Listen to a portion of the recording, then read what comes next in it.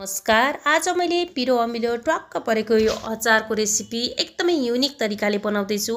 हजुरहरूलाई पनि यस्तै मिठो मिठो रेसिपी हेर्न मन लाग्छ भने मेरो च्यानललाई सब्स्क्राइब गर्नुहोला। अनि आज चाहिँ यो मुला, आलु अनि गाजर, मटर बारीभरि मटर आएको छ। यो मटरलाई हामीहरूले यसरी अचार बनाएर खायौँ भने चाहिँ एकदमै स्वादिलो बन्छ। ट्वाक्क परेको अचार बनाएर खान मन लागेको छ भने पुरा भिडियो हेर्नु होला, डिटेलमा भिडियो हेर्नु होला, भिडियोलाई स्किप नगरिकन हेर्नु होला। ल अब यो भिडियोलाई मैले सुरु गर्न जाँदैछु। सबैभन्दा पहिला सामग्रीहरूबाट। सामग्रीमा मैले यसरी राखेको छु सबै सामग्री।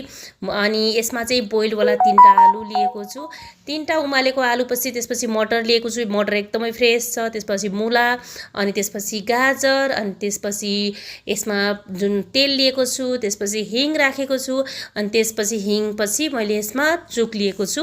चुक छ भने चुक हाल्नु, नत्र भने कागती राख्दा पनि हुन्छ। त्यसपछि मैले टर्मरिक राखेँ, टर्मरिक पछि अनि यो यो कोरिएन्डर र जिरा, अनि त्यसपछि कोरिएन्डर लिफ, त्यसपछि अनियन, त्यसपछि भाङको साथ टिल लिन पनि सक्नुहुनेछ। त्यसपछि मैले यहाँ जिन्जर, अनि मेथी, अनि नुन र हरियो खुर्सानी, यिनीहरू भए सामग्रीहरू।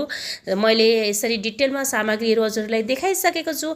अब चाहिँ म जाँदैछु यसलाई रेडी गर्नको लागि। सबैभन्दा पहिला मैले चाहिँ प्यान बसालेर यसमा चाहिँ 1 टेबल स्पुन तेल राखेँ। तेल राख्दैछु, तेल यसरी राखिसकेपछि धेरै तेल राख्नु पर्दैन, थोरै राखेर हुन्छ। त्यसपछि यसलाई मटरलाई चाहिँ यसरी फ्राई गर्ने। मटरलाई धेरै फ्राई गर्नु पर्दैन, यतिको भएपछि चाहिँ हुन्छ। अनि यसलाई निकाल्ने एउटा बाटामा मैले निकालिसकेको छु। अब फेरि त्यही सेम प्रोसेसमा 1 चम्चा तेल राख्यो, अनि यसरी आलु पनि फ्राई गर्यो। अलग अलग फ्राई गर्दा पनि हुन्छ मैले जस्तै, अनि एकैचोटि हालेर फ्राई गर्दा पनि हुन्छ। यसरी फ्राई गर्नुभयो भने नि एकदम मिठो हुन्छ आलुको स्वाद, त्यसले गर्दा। अब यसरी फ्राई गरिसकेपछि यसमा मुला राखेँ मैले, त्यसपछि मैले गाजर राखेँ। गाजर यसरी राखिसकेपछि अब यो अनियन अर्थात् प्याज पनि राखेँ। अब प्याज राखिसकेपछि अब यसमा राख्दैछु मैले यो काटेर राखेको धनिया पत्ता राखेपछि एकदमै मिठो हुन्छ। अनि स्वादअनुसार नुन राख्नुहोस्। अनि नुन राखिसकेपछि अब यतातिर मसला रेडी गर्दैछु। मसला रेडी गर्नको लागि मैले यसमा 2 चम्चा धनिया, 1 चम्चा जिरा राखेँ। त्यसपछि यसलाई भुट्न जाँदैछु। हजुरले यदि पिरो खानुहुन्छ भने चाहिँ यसै टाइममा रातो खुर्सानी हुन्छ नि, रातो खुर्सानी 2टा यसरी नै फ्राई गरिदिनुहोस्। एकदमै मिठो फ्लेभर आउँछ खुर्सानीको। मैले चाहिँ बच्चाहरूले पनि खाने भएको भएर राखिनँ होइन। यसमा चाहिँ हजुरहरूले रातो खुर्सानी राख्नु नै एकदमै मिठो हुन्छ। अब राख्दैछु मैले त्यो भुटेर मैले उता मिक्सरमा राखिसकेँ। अब यता चाहिँ भाङ लिँदैछु, तिल लिँदा पनि हुन्छ, अनि त्यसपछि चाहिँ सिलाम लिँदा पनि हुन्छ। हजुरहरूसँग जे छ त्यो लिनु होला। मसँग भाङ थियो, भाङ राखेँ। भाङलाई चाहिँ यसरी भुटेर यसलाई चाहिँ लगभग यसलाई 1-2 मिनटसम्म चाहिँ राम्रोसँग भुट्दै अनि यो चाहिँ रेडी हुन्छ। यसलाई धेरै कालो बनाउनु हुन्न, फेरि स्वाद जति सबै उडेर जान्छ होइन, तितो हुन्छ। त्यस कारणले चाहिँ यो पड्किन थाल्ने बित्तिकै राखिदिँदा हुन्छ। अब यसरी यसको चाहिँ पाउडर बनाउन जाँदैछु। उतातिर पाउडर बनाउँदा सँगसँगै यतातिर प्यान तातो भएको प्यानमा चाहिँ मैले तेल हालिदिएँ 2टा ठुलो चम्चा। त्यसपछि मेथी राखेँ 1 चम्चा, त्यसपछि हरियो खुर्सानी, त्यसपछि जिन्जर अर्थात् अदुवालाई चाहिँ राम्रोसँग यसलाई फ्राई हुन दिनुपर्छ, ताकि हामीहरूको अइलमा चाहिँ यसको फ्लेभर मजाले जाओस् अनि मिठो हुन्छ नि त अचार होइन। अनि त्यस कारणले यसलाई चाहिँ राम्रोसँग यसरी फ्राई हुन दिनुपर्छ। ल हेर्नुहोस् त कस्तो मजाले फ्राई भएको छ।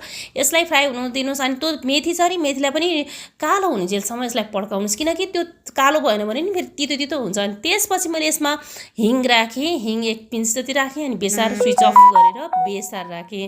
बेसार राखिसकेपछि यसरी यसलाई मिक्स गरिदिनुहोस्। मिक्स गरिसकेपछि यसमा अनि त्यो सबै सामग्री भएको ठाउँमा खल्ल खनाइदिनुहोस् होइन। खनाइदिइसकेपछि यतातिर मैले पाउडर बनाइसकेपछि चाहिँ यो पाउडर पनि त्यसमा खल्ल खनाइदिनुहोस्। पानी त होइन, खल्ल होइन, यसरी खनाइदिनुहोस्।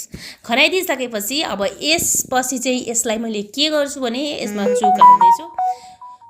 चुक हालिसकेपछि यसमा चुक छ भने चुक हाल्नुहोस्, फेरि चुक छैन भने चाहिँ कागती राखिदिनुहोस्। कागती पनि छैन भने चाहिँ यसमा चाहिँ हजुरहरूले चाहिँ टमरिन्ड अर्थात् इमलीको पल्प हुन्छ नि, इमलीको पल्प पनि साह्रै मिठो हुन्छ, त्यसरी राख्नुहोस्। राम्रोसँग कचक मुल्नुहोस्। अनि मुलिसकेपछि रेडी भयो हामीहरूको यो ट्रेडिसनल टाइपको आलु मुलाको अचार। एकदमै मिठो हुन्छ। राम्रोसँग हजुरहरूले पनि बनाउनुहोस्, खानुहोस्, टक्क परेको। अनि आजको लागि बाई।